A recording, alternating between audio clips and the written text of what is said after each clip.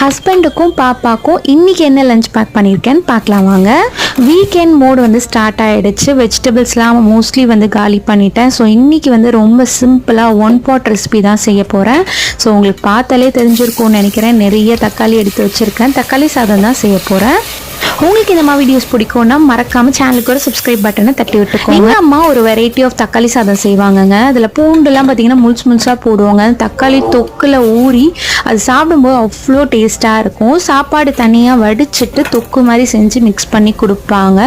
பச்சரிசியில் வேறு செய்வாங்க. அவ்வளோ டேஸ்ட்டாக இருக்கும். நானும் அதே மெத்தட்லலாம் ட்ரை பண்ணி பார்த்துருக்கேங்க. ஒரு வாட்டி கூட எனக்கு அதே டேஸ்ட் வந்ததே கிடையாது. இந்த டைமில் எங்கள் அம்மாவோட தக்காளி சாதத்தை நான் பயங்கரமாக மிஸ் பண்ணுறேன். நீங்கள் இந்த மாதிரி அம்மா ஃபுட்டை மிஸ் பண்ணுறீங்கன்னா கமெண்ட் பண்ணுங்க, என்ன மிஸ் பண்றீங்க. ஸோ இதுதான் இன்னைக்கு எங்களுடைய லஞ்ச். சுட சுட தக்காளி சாதம், வாழைக்காய் வந்து ஃப்ரை பண்ணியிருக்கேன். பிரெட் பட்டர் போட்டு பாப்பாக்கு ஸ்நாக்ஸ்க்கு வச்சிருக்கேன். உங்களுக்கு இந்த மெனு பிடிச்சிச்சான்னு மறக்காம